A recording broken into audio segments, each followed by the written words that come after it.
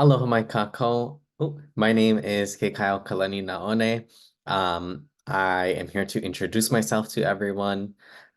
So sorry that I couldn't be there this weekend or this convening. I do have some family things going on and unfortunately was unable to make it. And just to share a little bit about that, because I do feel it is important. My grandmother recently unexpectedly passed away. And I just wanted to share that because um, I do believe that she was a very important part of why I'm here today. And she really was an important person that put me on the path that I am on. Um, Yes. So I am from Hawaii. I am Native Hawaiian, and my area of expertise is I am a kumu hula or a hula teacher. In Hawaii, the way our traditional schools of knowledge work is that students are selected by the teacher for graduation. So it when my kumu, my teacher told me and the rest of my classmates that also unikied with me that we were chosen for this process, it was very overwhelming and special and exciting and nerve-wracking. Usually the best people who uniki are the ones who never want to graduate. We don't You can't join a traditional school with the expectation of graduating and becoming a kumu. It is usually a very heavy burden and responsibility that is bestowed upon you. Um, and I do want to share a little bit about that, but first I will share a little bit more about my background. So I was born and raised on the island of Oahu in the area of Kaneohe, which is the eastern side of the island, if you're familiar. Um, and I was not raised in a very Hawaiian family. We didn't, my family did not carry on many Hawaiian practices, but we did perpetuate Hawaiian values. And my journey in hula started when I was in high school. I danced for two halau on Oahu before I moved to Hawaii Island or the Big Island where I am currently residing.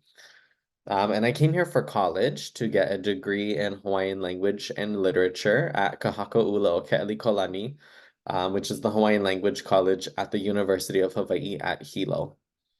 It was there that I was introduced to my kumu Taupuri Tangaro, whose hula lineage comes from the Kanaka family. And I believe it was my second year of college where I started dancing with him. Um, he was doing a 2-year program of teaching for the community, and I was invited. So I went and I needed to know more.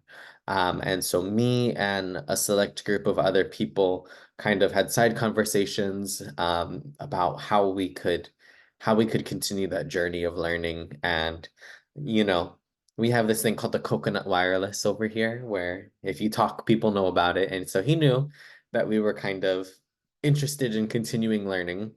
And that group of people was then selected to undergo the Uniki Ailolo process. And we completed that process in 2019 with our Uniki at Ha'ena, which is a beach on our island, which in our tradition of hula is known as the birthplace of hula. So it was very special to have that occur over there. And then in 2020, 1 year later, in the midst of the pandemic, I decided to open my own halau or hula school known as Unuhi'a. And Unuhi'a um, refers to the fire making process. And it also refers to the process of um, tying knots in a fishnet, right? And so I chose that name with the idea of the fire coming. Our hula lineage comes from the volcano. Is where our hula descends from, because all hula descends from the environment. And then the net tying process was kind of just a happy accident, that the knowledge that I was given and passed down is continually bound, knotted, and strengthened. And it kind of has the idea of genealogy. With every row, you're adding more knots, kind of solidifying and expanding the traditions. So that is a little bit about my halau and my lineage. My kumu, his teachers are Nalani and Pua Kanakaole, and their mother is Edith Kanakaole, who is on a quarter this year. And she was very integral in Hawaiians being able to learn Hawaiian studies at the university. And all of the knowledge that I have is because that she decided to teach. So I just wanted to start off by honoring those ancestors and those fountains or springs of knowledge that provided me the opportunity to be in this cohort and to be where I am today. A little bit about my project. It is quite expansive, and so because my traditional practice is that of hula, I, with the support of my kumu, decided to kind of analyze the facets of hula. And if we're familiar with hula, we know, that it can be very helpful for physical health, and it can be really enlightening for the spirituality of an individual. And sometimes it's even positive for your own mental health, which personally I know that to be true. And so it really is a holistic practice of mind, body, and spirit. And the idea kind of came to me to take this practice of hula and look at it in that mental and spiritual realm of what dancing can do for an individual and then for a community through that individual. So my project is to establish two cohorts of learning, one in Hilo and one on Oahu, where we'll examine mental health, community building, and indigenous leadership through hula. And I thought that was very important to do because hula cannot be hula just for hula's sake. Anyone can learn choreography, but being able to use these chants and these dances as your teacher, um, I think can have more of a profound impact on the community when they're taught to research the meaning of these chants. Some of them are hundreds of years old, and kind of breathe new life and deeper connection to them. Um, Mostly in a halal setting, you dance or you learn something because just because, right? Or when I was in previous halal, it was the idea was we have a show, so we're gonna dance, or there's a competition, so this is what we're doing. And that kind of knowledge is held by the kumu. And it can be a little robotic sometimes, of you're just doing it because you were told to do it. But adding that layer to it of having students examine their own relationships can be very empowering, and knowing what they're dancing about and having a connection to what they're dancing about. I always tell my students, I can tell you why something is important or why something is sacred, but until you have your own connection to that thing, it'll never be important or sacred to you. You have to know something about it that makes it sacred. It can't just be repeated on, um, why I've told you it's important. You have to have your own connection to that thing. And so hopefully, through the hula that we learn, the participants will be able to kind of analyze, um, their own connections to mental health, Indigenous leadership, and community building. I am very excited. I will be starting the first classes in June. Um, and in Hilo, I will be working with a nonprofit organization called Kua Nui Nui, and they work directly with the LGBTQIA community. And that was really important for me to partner with them. In Hawaii, we have the term mahu, which encompasses all letters of the alphabet, really. But the mahu were very special and sacred in Hawaii. And they were known as the knowledge keepers, right? Because in Hawaii, we do have gender roles in society of men do this, women do this. And the mahu were special and important because they were able to do both. So in hula, we have dances that are just for men, or we have hula that are just for women. And it was the mahu who would be able to learn both of those things. And so because they had a wider or more broad area of knowledge, they were able to be the ones that carried on that knowledge. They were usually the ones that graduated and passed down that knowledge. So it will be very exciting to work with that group of people and kind of see what kind of magic we can create together. In Oahu, I am keeping it a little bit more broad. I will be working with another organization over there, but they don't have the same focus. It will kind of be more so geared towards really anyone in the community that is interested in dancing, but more so learning how we can look at these chants and songs to kind of be our teachers for now.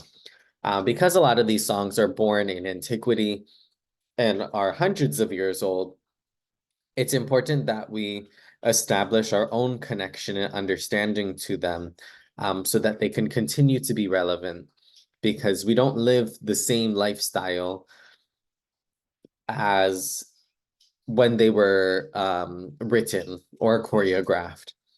And so a lot of those maybe things that the mele reference, we don't practice that anymore.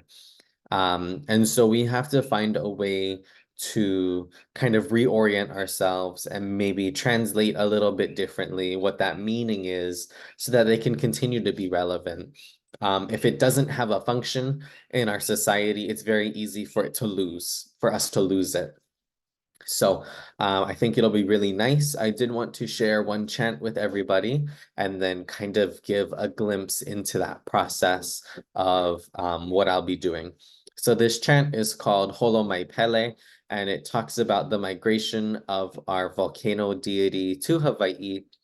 And it is really special and important because our hula comes from the volcano. And it gives us a little bit of insight as to what Pele does when she gets here. Holo mai pele mai kahikina, a kau ka wa'ai mo'okini, noho kau ai kumalai ho'oku pele mai ke ki'i, noho I ke ki'i a pele ma a ka pua ko'i, ka nai nai pele ma ila ila ka ia hua ka ia pele ma, a ka lai ila livi ke honi I ke alau ka hala, o ka le hua o mō kaulale oia ka pele I kui a lei, he kuna na hale ka pu'ulana, he hale moe o papalau wahi, he halau o ki lauea eli eli kau mai e pele, eli eli kau mai e pele.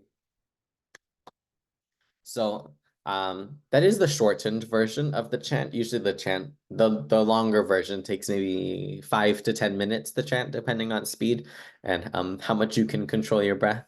But the chant is really interesting. So it first talks about her coming to Hawaii, holo mai pele mai kahikina, and she comes from the east. And in Hawaii, the east represents those new beginnings. So the first line of the chant is already telling us that she's bringing something new with her. And she gets here and she lands and she establishes her ki'i or her idols of worship. Yeah, and then her and her family pray to those ki'i.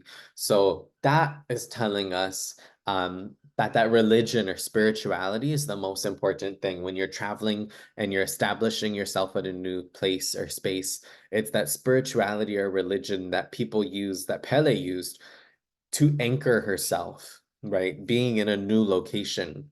Okay, everything is new and different, but I have my spirituality and my religion that can kind of ground me in that process of adapting. And then she goes out and she enters into the forest and she makes a lei.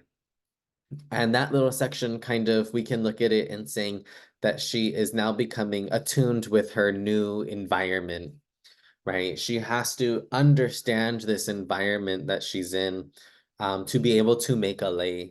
And that creation of that lei is then bridging that culture, that practice with the environment being grounded in Hawaii. So we're getting into like a little bit of ethnobotany there. And then the last portion of the chant talks about her establishing the wind as her community and the volcano as her home, um, and her sleeping house. So all of that talks about really how integrated she then becomes with the environment, with the land, that this type of wind, right, creates the village that she lives in.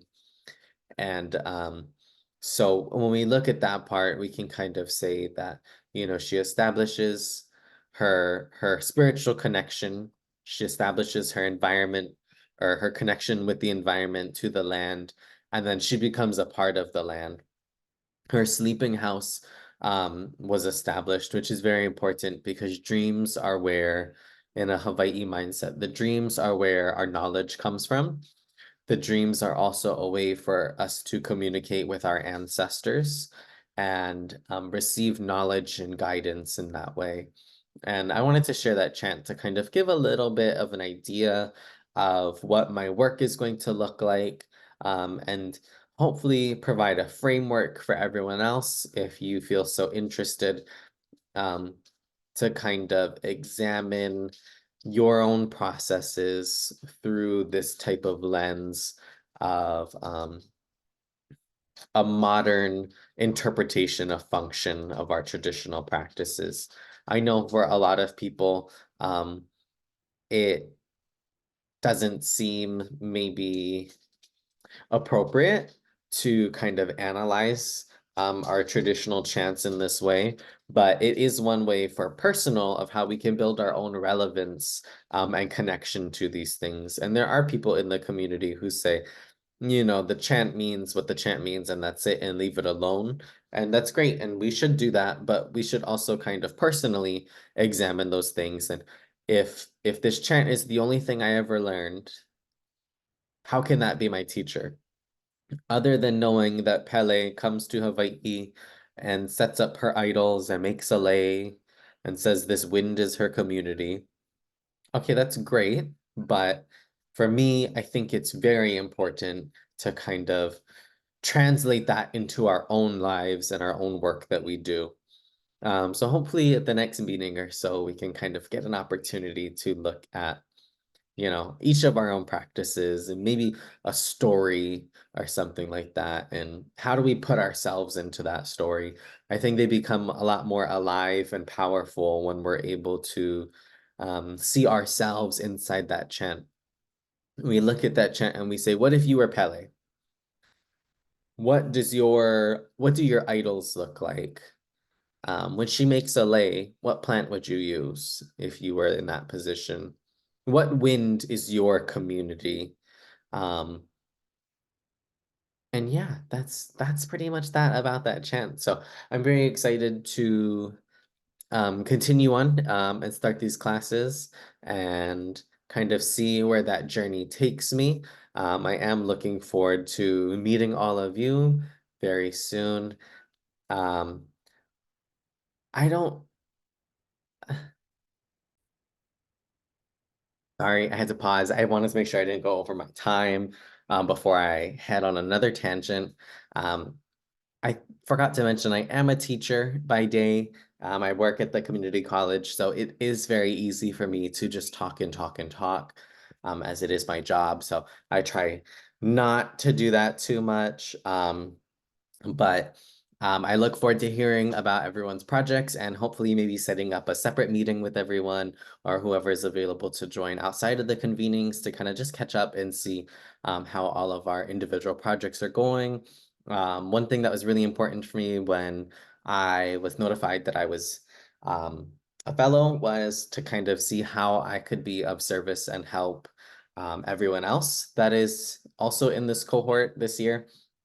Um, I just think that's one of the servant leadership things that has been embedded in me through hula is to not focus on the individual, but the community. So if anyone does need help with anything, or you just want to chat and talk story, then just let me know, just email me. And I look forward to connecting with everyone and seeing you all in some capacity at some time. Okay, mahalo, hui hou.